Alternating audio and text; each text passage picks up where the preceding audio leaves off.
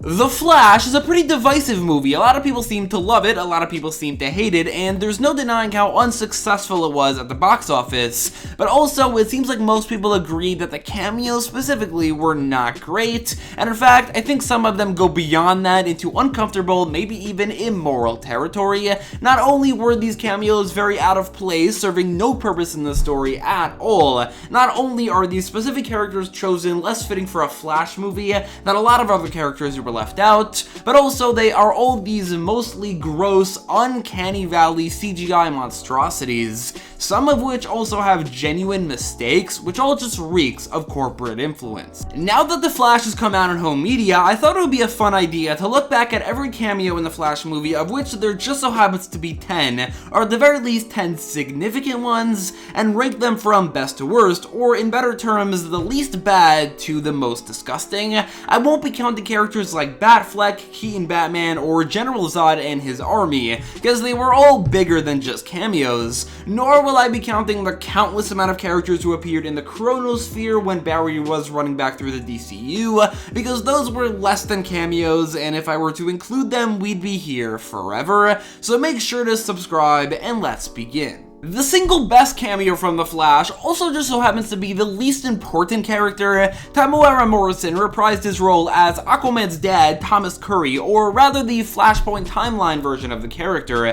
who never met Atlanta and never had Arthur. This character actually being in the movie obviously isn't all that exciting, but the scene he was in did quite a lot. It confirmed to Barry that Aquaman didn't exist, while also simply being one of the funnier scenes in the movie, with a joke that is pretty specific to an alternate universe version of Thomas Curry, which is why it's low-key the best cameo in The Flash, despite being Thomas Curry, Aquaman's dad. Aquaman himself also cameoed in this movie. Going from father to son, Jason Momoa returned for what might be the second to last time in the end credit scene of The Flash, where he gets absolutely wasted and passes out in a puddle. I'll be honest, I did not like this scene very much for the end credits of a movie that we were kind of promised would create the DCU, and after how ambiguous the ending was of the movie, I was hoping for something more, and this was just so underwhelming. Putting that expectation aside, however, yeah, this is a pretty fun scene. I couldn't call it a funny scene because I didn't laugh, but I guess it was fun. As you can already tell, I don't have many good things to say about the cameos in The Flash. From here on out, they're all genuinely bad, but varying degrees of bad. The best of the Chronosphere climax scene cameos is probably Jay Garrick, for the sole reason that he's at the very least a Flash character, and the CGI is a bit less uncanny valley on him. Now, this is not any particular actor, Jay Garrick. In fact, right after I wrote this video, it was revealed that the face used here was of the editor of the movie. Putting that aside a second, I think if this movie came out like 15 years ago, we have a Flash movie where we see an alternate universe Flash, it's Jay Garrick with a new actor, that would have been exciting. But here, after the 9-season TV show that we got, where this movie didn't have a single reference to it, it's such a waste. The director stated how there simply wasn't any room to give Grant Gustin a cameo, but that's such bullshit. We're really giving a cameo to an actorless Jay Garrick we'll never see again, instead of the actor who played Barry in live action for 10 years, the one who gave Ezra's Barry the idea for the name Flash. Are we for real? How about John Wesley Shipp, whose career has been as Flash-oriented as an actor can get, who played Barry Allen, Henry Allen, and Jay Garrick? Why not just include him? Why this actorless Jay Garrick? It's so baffling. And while this particular cameo isn't as big of an offense against the legacy of The Flash as all of these Superman and Batman ones, which basically makes up almost the entire list, it's still such a waste. Verging almost beyond the cameo, but still staying in that realm, is Gal Gadot's Wonder Woman, who kinda just has become a joke of a character at this point. Between her awful sequel to being the focus of probably the biggest problem with Zack Snyder's Justice League, with the overuse of her music, to now these two back-to-back show up and pose, smile, Wonder Woman theme, and leave cameos in Shazam and The Flash, which all just kinda has sucked any enthusiasm I've had for this particular version of the character dry, and it seems to maybe have had the same effect on Gal Gadot, who feels like she's fake smiling in The Flash and feels like she doesn't want to be there. And also, the Lasso of Truth scene is so cringy. sketchy. It was already done in Justice League, but somehow they made it even worse. I did not want to hear that Barry is a virgin. I mean, who wrote this? This is so bad. The movie had a few possible endings, each with a different Batman, one with Affleck, one with Keaton, and one with George Clooney, and the way this movie ended was with the latter. I don't personally mind all that much that the DCEU has now merged with the Schumacherverse, I guess, because I'm so ready to leave this universe behind.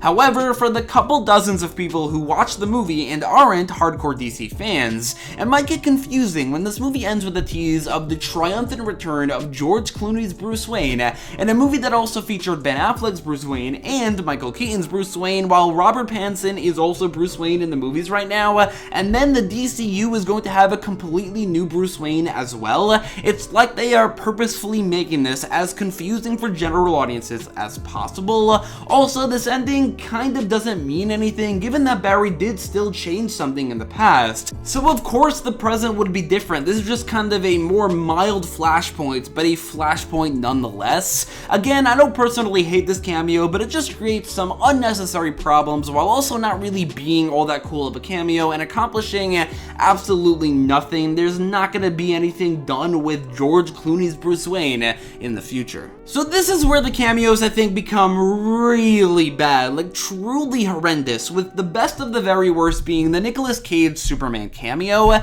This one harkens back to what I said earlier about the director saying there isn't room for other characters because they really thought it would be so exciting to see a cameo of a Superman from a movie that never got made and is only really widely known for being something that, had it been made, it probably would have been awful, as per Kevin Smith.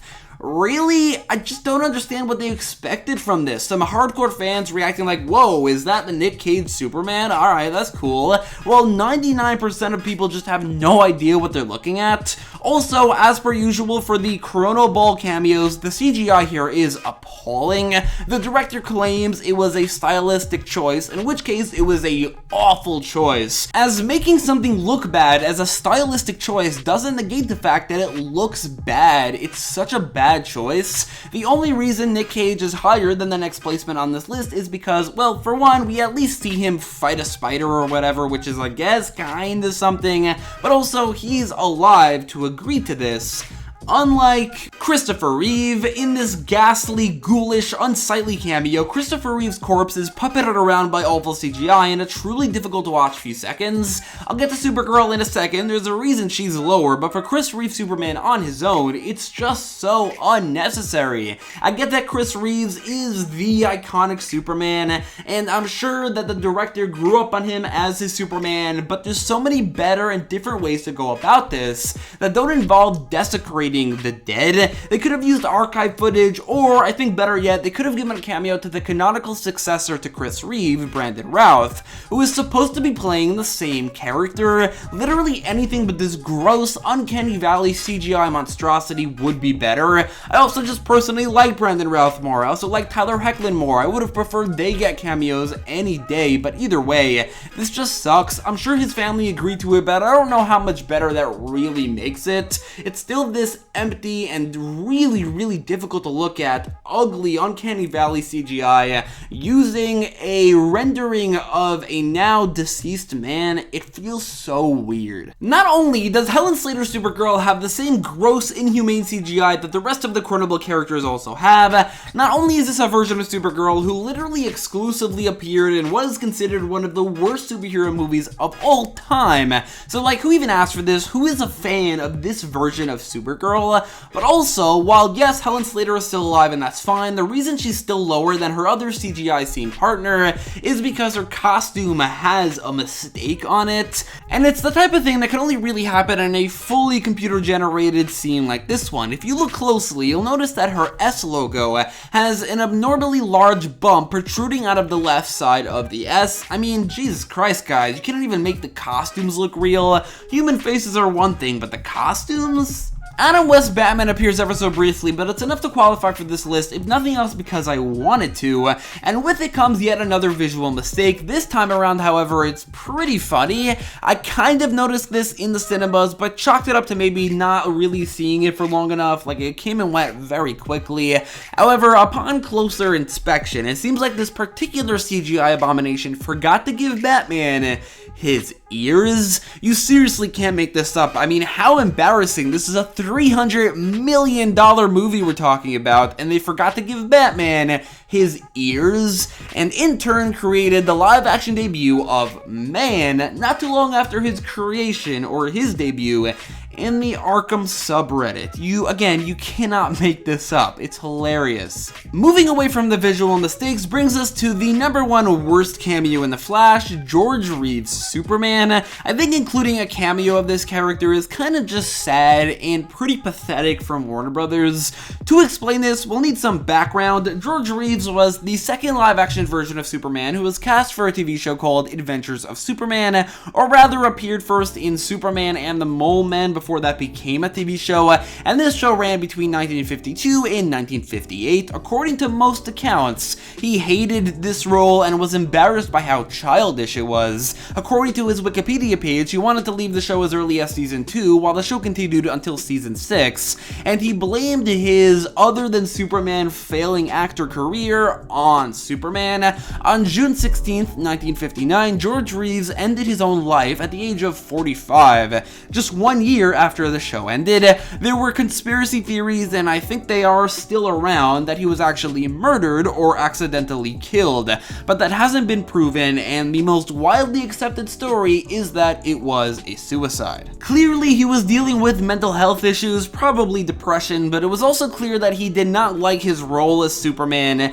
and seemed to have blamed his failing acting career on it, which might have played a role in his mental health issues. And all of that is to say that George Reeves almost certainly would not have wanted to take part in this movie, but since he left behind no family, there was no one to stop Warner Brothers and their money-grubbing hands from desecrating this man's grave and paraded around his body in this ghastly CGI form that goes beyond just being bad to the point of being immoral, and it's like, no one's asking for this. The Adventures of Superman is from the 50s. How many live-action Superman have there been since who are more relevant and who people actually care about and are still alive? Why the hell were 90% of the cameos in a Flash movie just old-ass 20th century Superman and Batman instead of showcasing things that people actually care about or are relevant or whose actors are still alive or have a connection to the Flash? I know this whole cameo section is really just 2 minutes of a pretty long movie, but I'd be lying if it didn't leave such a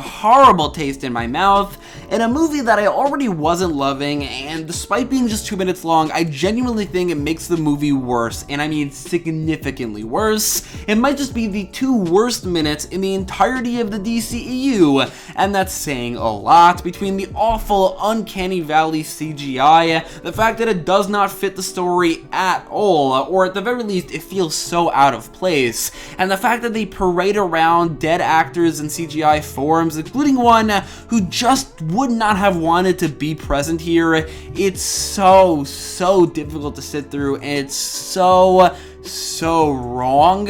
It's easily the worst part of the movie, and again, that's saying a lot.